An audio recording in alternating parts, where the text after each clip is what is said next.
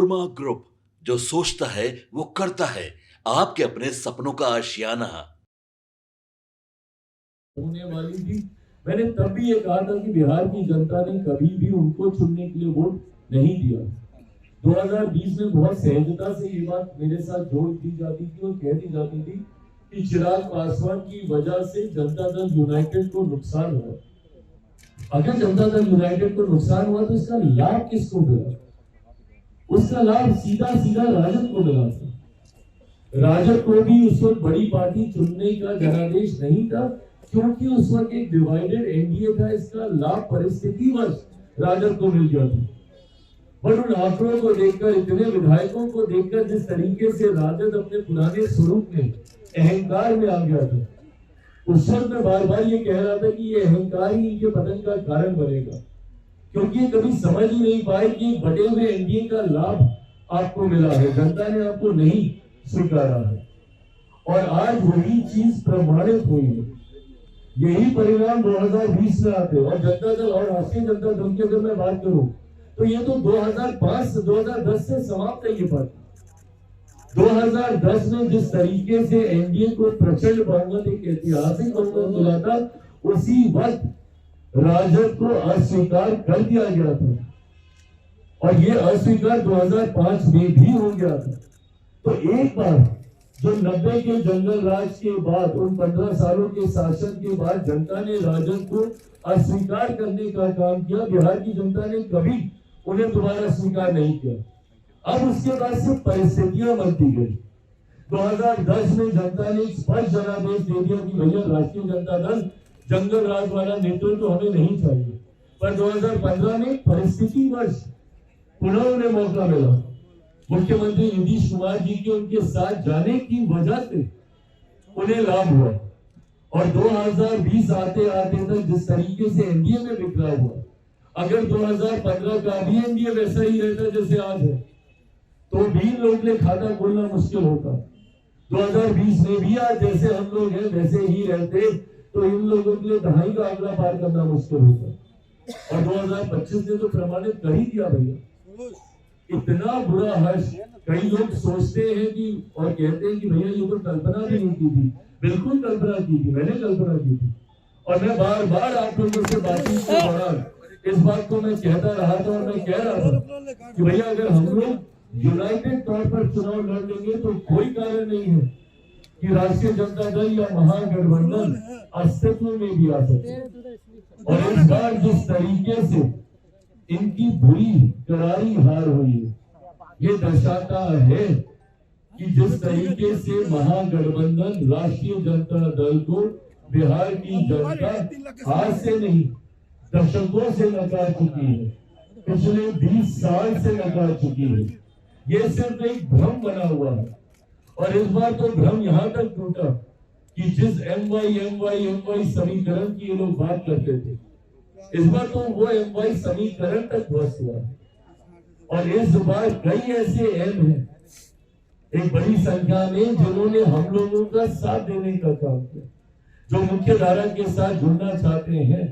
और कई ऐसे वाई के साथी भी हैं जो इस बात को समझ गए भैया कि वाई का मतलब सिर्फ एक परिवार है महागठबंधन में। वाई का मतलब मुख्यमंत्री भी मैं, मेरे जेल जाने के बाद मेरी अर्धांगिनी, अगली पीढ़ी आएगी तो मेरा बेटा, सांसद बनने की बात आएगी तो मेरी बेटी, कोई भी लाभ मिलने की बात होगी तो मेरा परिवार। तो वाई भी इस बात को अच्छी तरीके से समझ गया। आज इसी समाज से आने वाले मेरे कई विधायक आप सबके पीछे यहाँ पर मौजूद है। तो ऐसे में चुनाव पहले दिन से ही स्पष्ट था कि जिस एकजुटता के साथ एनडीए चुनाव लड़ रहा था, जहां पर बात से विकास की हो रही थी, जहां पर बात डबल इंजन से मिलने वाले लाभ की हो रही थी, जहां पे बात मेरे प्रधानमंत्री के सोच की हो रही थी, जहां पे बात मुख्यमंत्री नीतीश कुमार जी के अनुभव की हो रही थी, जहां पे बात बिहारी फर्स्ट की हो रही थी, जहां पे एनडीए घटक दलों की एकजुटता की बात हो रही थी, तो वहीं दूसरी तरफ महागठबंधन के अहंकार की बात हो रही थी, एक दूसरे को सम्मान न देने की बात हो रही थी। आप बताइए भैया ये कौन सहज स्वीकार करेगा कि इतनी माता बच्ची के बाद, हाथ पांव जोड़ने के बाद, एक दूसरे को आंख दिखाने के बाद तो अपने मुख्यमंत्री के चेहरे पे सहमति थी। अगर ये सहमति इतनी पहले ही थी तो राहुल जी तो ढूंढ के गए थे ना भैया भैया, उस वक्त घोषणा कर रहे थे उनके चेहरे पर किस तरीके से उनको डराना धमकाना पड़ा तब जाके वो चेहरे की घोषणा हो। और एक और जो मुख्यमंत्री बनने के लिए भैया पूरी पार्टी को ही उन्होंने स्वाहा कर दिया। और इस पर भी अहंकार उस गठबंधन का देखिए कि जनादेश अभी तक आया नहीं था और 18 तारीख को हम शपथ देंगे, 18 तारीख को हम शपथ देंगे। ये लोकतंत्र की भाषा नहीं है, ये अहंकार की भाषा है, ये तानाशाही की भाषा है। और जिसको 90 के दशक के बाद जनता ने नकारा तो आज तक उन्होंने कभी स्वीकारा नहीं। आज के बाद राष्ट्रीय जनता दल जिस तरीके से ये सांप्रदायिकता जातीयता का प्रतीक बन चुका था, एमआई समीकरण, और कल मुझे खुशी कि जिस बिहार फर्स्ट बिहारी फर्स्ट की सोच को मेरे प्रधानमंत्री जी ने भी मजबूती से दोहराने का काम किया। जिस बात को मैंने हर मन से कहा कि सही मायनों में बिहार में कोई एमआई समीकरण है तो उस एम में देश की ही नहीं दुनिया की आधी आबादी का प्रतिनिधित्व करने वाली महिलाएं हैं, तो उस वाई में मेरे प्रदेश की ही नहीं देश की सबसे बड़ी आबादी युवाओं की है। ये है सही मायनों में एमवाई का समीकरण। कल प्रधानमंत्री जी ने भी इस बात को मजबूती से कहने का काम किया। इस एमवाई समीकरण के साथ आने वाले दिनों में हमारी सरकार कार्य करने का काम करेगी, जहां पे जात पात धर्म मजहब से उठकर एक समावेश की सोच के साथ, जिसमें बिहार फर्स्ट बिहारी फर्स्ट का मजबूत समर्थन आप सबको देखने को मिलेगा। मेरे प्रधानमंत्री के सोच वाली सरकार, मुख्यमंत्री नीतीश कुमार जी के अनुभव वाली सरकार, बिहार फर्स्ट बिहारी फर्स्ट के समर्थन वाली सरकार आने वाले दिनों में आप सबको देखने को मिलेगी। मैं ये मानता हूँ कि अगले 5 साल बिहार के लिए एक स्वर्णिम काल के तौर पर होगी। पिछले साल सवा साल में हम सब ने अनुभव किया कि कैसे मेरे प्रधानमंत्री के लिए बिहार प्राथमिकता है। देश का प्रधानमंत्री साल भर के भीतर 12-13 बार बिहार आते हैं। चुनाव प्रचार को जिस तरीके से उन्होंने लीड करने का काम किया, जिस तरीके से हर दूसरे दिन बिहार आकर उन्होंने यहाँ पे प्रचार करने का काम किया, ऐसे में परिणामों के बाद जहां मैं बिहार की जनता का धन्यवाद करता हूं कि सही समय पे लिया गया सही फैसला। आज की तारीख में बिहार में जरूरत है इस डबल इंजन की सरकार की, तो वहीं मैं मेरे प्रधानमंत्री का धन्यवाद करता हूं जितनी मेहनत उन्होंने चुनाव प्रचार में करने का काम किया। हर दूसरे दिन बिहार आकर जिस तरीके से उन्होंने बिहारियों में ये विश्वास दिलाने का काम किया, चुनाव से पहले भी जिस तरीके से निरंतरता में बिहार आकर लाखों करोड़ों की परियोजनाओं को बिहार बिहारियों के लिए समर्पित करने का काम किया, न सिर्फ शुभारंभ किया बल्कि उद्घाटन कर बिहारियों को योजनाओं को समर्पित करने का काम किया।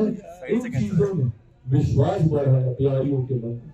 और जिस तरीके से मुख्यमंत्री नीतीश कुमार जी ने इस पूरे चुनाव कैंपेन को लीड करने का काम किया, कल मैंने फोन के माध्यम से तो उनको बधाई दिया, व्यक्तिगत मुलाकात में भी मैंने मुख्यमंत्री जी को बधाई देने का काम किया। जिस तरीके से उनके ऊपर व्यक्तिगत आरोप लगाए गए, जिस तरीके से उनके स्वास्थ्य को लेकर बार बार विपक्ष के द्वारा टिप्पणी की गई, मुख्यमंत्री जी ने करके दिखाया। पर परिस्थितियों वर्ष उस वक्त सरकार नहीं बनी और जिस तरीके से दोबारा चुनाव होने पर पार्टी का प्रदर्शन 2005 नवंबर में जब चुनाव हुए तो उस तरीके का नहीं रहा जो पहले फरवरी में हुए चुनाव में रहा था। और तब से निरंतरता में पार्टी ने कई संघर्ष के दौर देखे। 2009-2010 का एक ऐसा दौर आया जब 2009 लोकसभा में मेरे नेता आदरणीय रामविलास पासवान जी खुद भी उस वक्त वो चुनाव नहीं जीत पाए, तो वो एक कठिन समय जरूर पार्टी का था, पर उन्होंने हार नहीं मानी और 2014 में एक शानदार वापसी, उन 5 सालों में जिस तरीके से उनका संघर्ष रहा, एक शानदार वापसी उन्होंने करने का काम किया। इतिहास कहते हैं कि अपने आप को दोहराता है। लगभग 2020 के आसपास पुनः मेरे सामने ऐसी ही परिस्थिति आई जहां पार्टी की समाप्ति की भी घोषणा कई दलों के द्वारा कई अलग अलग मंचों पर कर दी गई थी। 2020 में पार्टी का प्रदर्शन अपेक्षा के अनुरूप नहीं रहा और उसके बाद 2021 में जिन उतार चढ़ाव से पार्टी और मैं खुद व्यक्तिगत तौर पर गुजरा, कहीं ना कहीं 2022 आते आते तक ये मान लिया गया था कि लोक जनशक्ति पार्टी और चिराग पासवान समाप्त है। और मेरी रगों में भी मेरे नेता, मेरे पिता आदरणीय रामविलास पासवान जी का खून है। 2009 के बाद ना उन्होंने हार मानी थी और संघर्ष कर पार्टी को ऊंचाइयों तक वो लेकर गए थे। उन्हीं का खून मेरी रगों में है। 2020 में जब प्रदर्शन हम लोगों की अपेक्षा के अनुकूल नहीं था, मैंने भी उन्हीं से ही सीख लेते हुए पार्टी को नई ऊंचाइयों तक लेकर जाऊंगा, ये संकल्प लिया। 2024 में गठबंधन ने अपना विश्वास जताते हुए एक सांसद वाली पार्टी को 5 लोकसभा की सीटें दी लड़ने के लिए और 5 की 5 हम लोग जीते। और विधानसभा में 0 विधायक वाली पार्टी में एक विधायक बोलने लगा था, तो बोलते बोलते याद आया कि जो विधायक थे वो भी पार्टी का साथ छोड़कर चले गए थे और उन्होंने दूसरे दल का साथ थामा था।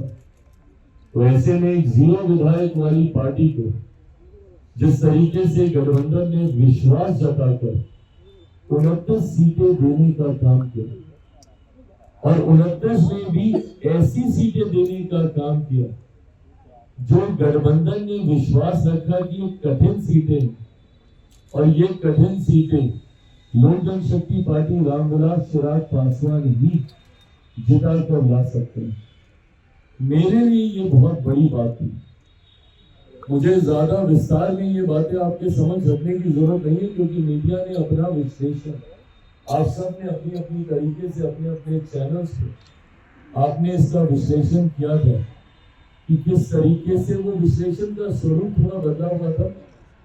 उसके पीछे की सोच ये बताई जा रही थी कि चिराग पासवान को ये सीटें हारने के लिए दी गई और मेरे कुछ शुभचिंतक जो मेरे बारे में सोच रखते हैं कि भैया कैसे चिराग पासवान को कमतर आंका जाए, उन्होंने खासतौर पर ये नैरेटिव सेट करना शुरू किया कि 2020 में चिराग पासवान ने खेल किया था जदयू के साथ और 2025 में ये खेल जदयू ने कर दिया चिराग पासवान के साथ। ऐसी सीटें थमाकर जिसमें 100% स्ट्राइक रेट का झुंझुना बजाने वाला लड़का, इसमें तो कम से कम प्रदर्शन अपना अच्छा नहीं कर पाएगा।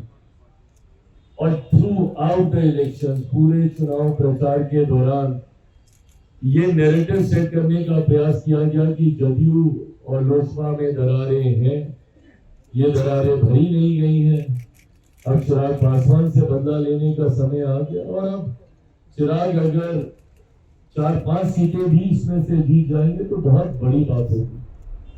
एंड मोर और लेस अधिकांश एग्जिट पोल ने भी वैसा ही दिखाना शुरू किया, जहां पे हम लोगों को दहाई के आंकड़े तक भी लेकर जाने में कई एग्जिट पोल की सांस फूलने लगती थी। बहरहाल मैंने हमेशा इस बात को मैंने कहा कि मैंने चुनाव सर्वे के आधार पर नहीं, मैंने हमेशा चुनाव अपनी मेहनत के आधार पर लड़ने का काम किया।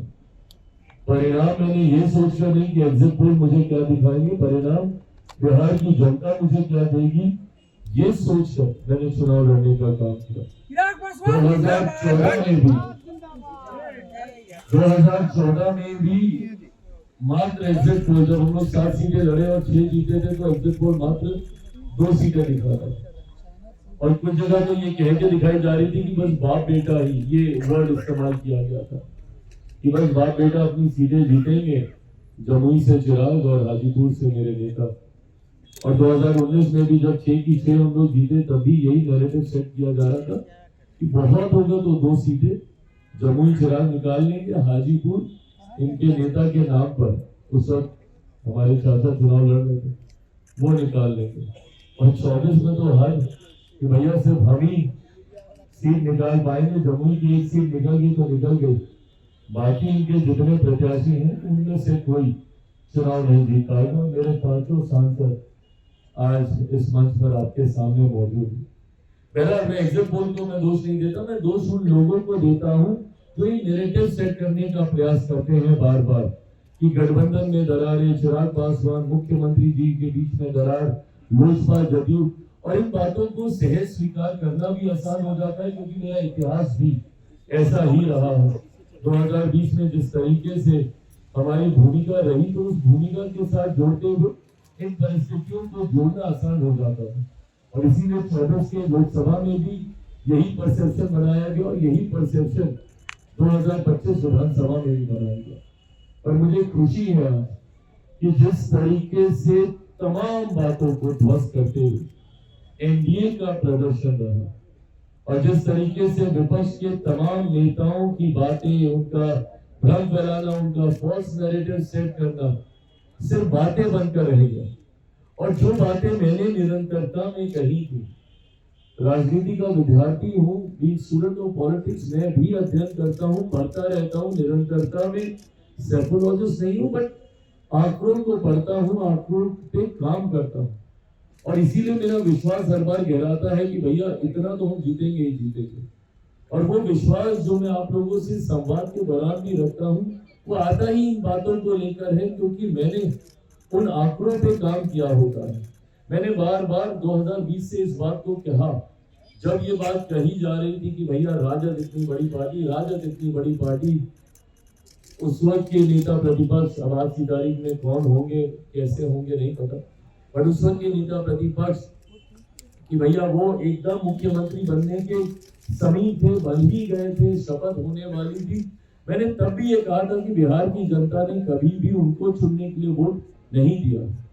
2020 में बहुत सहजता से ये बात मेरे साथ जोड़ दी जाती थी और कह दी जाती थी कि चिराग पासवान की वजह से जनता दल यूनाइटेड को नुकसान हुआ। अगर जनता दल यूनाइटेड को नुकसान हुआ तो इसका लाभ किसको मिला? उसका लाभ सीधा सीधा राजद को मिला था। राजद को भी उस वक्त बड़ी पार्टी चुनने का जनादेश नहीं था क्योंकि उस वक्त एक डिवाइडेड एनडीए था। इसका लाभ परिस्थितिवश राजद को मिल गया था। बट उन आंकड़ों को देखकर, इतने विधायकों को देखकर जिस तरीके से राजद अपने पुराने स्वरूप में अहंकार में आ गया था, उस वक्त मैं बार बार ये कह रहा था कि ये अहंकार ही इनके पतन का कारण बनेगा। क्योंकि आपके सपनों को हमने सजाया है, ई होम्स पैनोरमा को हमने बनाया है। ई होम्स मेरा एक सपना था जिस पे मैं पिछले 4 साल से काम कर रहा था। हमने जो बनाया है वो सबने है माना। ई होम्स पैनोरमा में हो आपका भी आशियाना। और फाइनली हमने 2021 में इस प्रोजेक्ट को लॉन्च किया। बहुत लोग अप्रिशिएट कर रहे हैं कि पूर्णिया जैसे शहर में, बिहार के, एक तो बिहार की बात करें उसमें भी पूर्णिया जैसे छोटे जगह में इस तरह का लाइफस्टाइल देना, ये सुन के हम लोगों को बहुत अच्छा लगता है। ई होम्स में हमने कुछ और भी किया है, जैसे हम जिस जगह में रह रहे हैं हमारे फैमिली सिक्योर हो, उनको सिक्योरिटी का ध्यान में रखा है। आपकी सुविधा और सुरक्षा आपके लिए खास है, ये आपका विश्वास है। इसमें आर्टिफिशियल इंटेलिजेंस का 7 लेयर सिक्योरिटी का हमने इस्तेमाल किया है। लस ग्रीन कैंपस को बनाया है। यदि हमारा बाउंड्री वाल है तो वो वर्टिकल गार्डन है। ये जितनी भी फैसिलिटी होता है एक इंटरनेशनल टाउनशिप में ई होम्स है, ये हम लोग विश्वास नहीं कर पा रहे हैं। जो भी हमारे मित्र, दोस्त या जो भी हमारे बाहर के बाहर आते हैं तो हम लोगों को बहुत अच्छा सुनने को मिलता है और बहुत अच्छा क्रेडिट मिल रहा है। वो सारा हमने सिर्फ एक बिल्डिंग नहीं बनाया, हमें एक बहुत अच्छा लाइफस्टाइल दिया ई होम्स में, और मेरा एक सपना था जिसको मैं आज फुलफिल होते हुए देख रहा हूँ। ये आपका आवास है। ई होम्स पैनोरमा में अब आपका निवास है। E Homes Panorama, luxurious lifestyle redefined. Panorama Group, जो सोचता है वो करता है। अगर ये वीडियो पसंद आई और वह बिहार के राजनीति और बिहारियत से सरोकार रखेनी तो सब्सक्राइब बटन दबा के चैनल के सब्सक्राइब कर ली। ओजे एगो घंटी बा, ओकरा बटन दबा देला से कुल सटीक और मारक खबर रुआ मुफ्त में मिल जाई।